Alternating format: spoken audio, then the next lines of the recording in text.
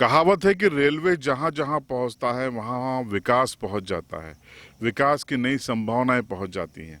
लेकिन आज हम आपको एक ऐसे गांव में लिए चलते हैं जहाँ पर रेलवे की वजह से विकास नहीं हो पाया। जी हाँ, ये है झाबुआ जिले के बामनिया से सटी नारेला पंचायत का बिजनीपाड़ा फलिया। इस फलिया की आबादी करीब 2500 के आसपास है। यहाँ 700 से ज़्यादा वोटर हैं। आज़ादी के 75 साल बाद भी आप मेरे बगल में देखिए, ये तस्वीर है इस गांव की कि यहाँ पर न जनप्रतिनिधि न सरकार इसको सड़क यहाँ पर नहीं बना पाई। बड़े बड़े गड्ढे, गड्ढों में भरा पानी इस गांव का सच है। और इस सच से गांव के 2500 की आबादी, जिसमें बूढ़े, महिलाएं, बच्चे, जवान सभी शामिल हैं, वो रोज रूबरू होते हैं, दैनिक परेशानियों से जूझते हैं। लेकिन न ही किसी जनप्रतिनिधि की और न ही किसी अफसर की कानों में जू रेंग रहा है। कई बार जन सुनवाई में ज्ञापन दे चुके हैं। हर चुनाव में नेता यहाँ आते हैं, वादे कर जाते हैं, लेकिन चुनाव होते ही ये वादे हवा हो जाते हैं और बिजनीपाड़ा के लोग फिर से मजबूर हो जाते हैं इसी तरह की इस कच्ची सड़क पर गड्ढों के बीच में, जानलेवा गड्ढों के बीच में आने जाने के लिए। सिर्फ इस गांव की समस्या यही नहीं है। इस गांव में न पीएम आवास पहुंचा है, बताया जा रहा है, न ही शौचालय पहुंचे हैं। यानी विकास से ये बिजनीपाड़ा पूरी तरीके से अछूता है। और रेलवे ट्रैक पर होने के बावजूद ये रेलवे ट्रैक दिल्ली मुंबई को जोड़ता है और इसी गांव से थोड़ी ही दूरी पर भारतमाला परियोजना का दिल्ली मुंबई सुपर एक्सप्रेसवे का 8 लेन भी गुजरने वाला है। बावजूद भी इस गांव के लोग एक छोटी सी सड़क को, जो कि 2.5 से 3 किलोमीटर की बनना है, उसको तरस रहे हैं। सवाल यह है कि इसका जिम्मेदार कौन है? एक बड़ी आबादी को विकास से अछूता रखने का गुनाहगार कौन है?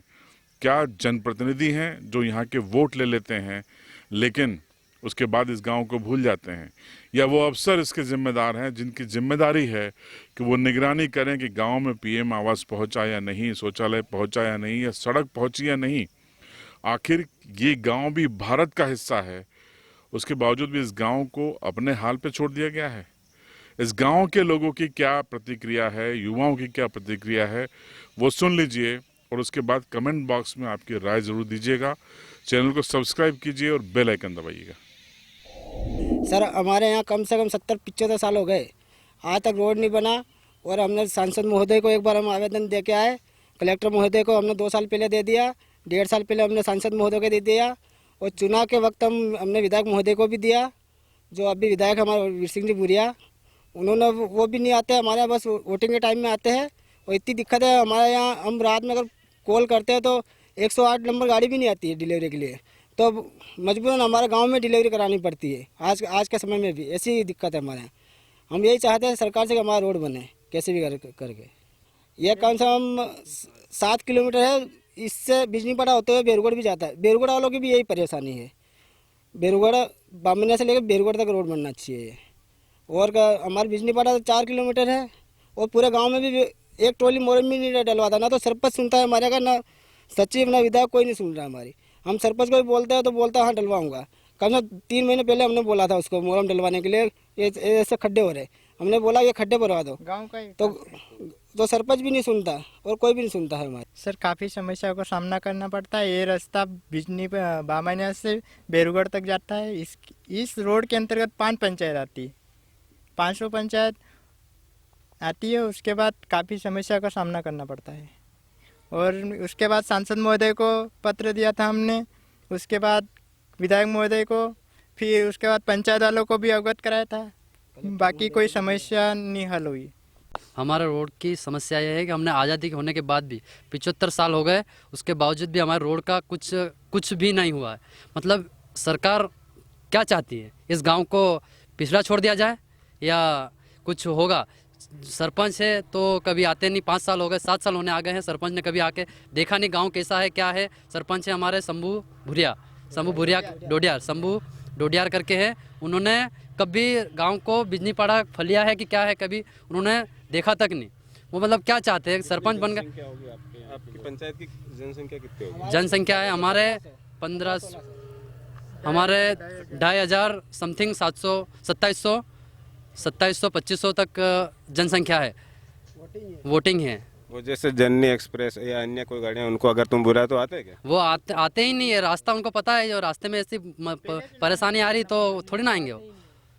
तो यहाँ के जो बच्चे अगर पढ़ने जाना, जैसे बावनिया जाते होंगे, तो उनको फिर बामने जाते हैं तो वो पैदल ही जाते हैं, कोई गाड़ी साइकिल नहीं चलती, यहाँ गाड़ी नहीं चलती, पिकअप तक नहीं है, ट्रैक्टर कैसे चलते हैं ये हमारे को मालूम है नहीं, गाड़ी चलती, मोटरसाइकिल नहीं चल पाती, इसमें डिलीवरी होती है तो मतलब बहुत समस्या का सामना करना पड़ रहा है। मतलब ये सरपंच लोग और मतलब राजनेता बैठे क्या चाहते हैं हम इस गांव से, मैं ये कहना चाहता हूँ।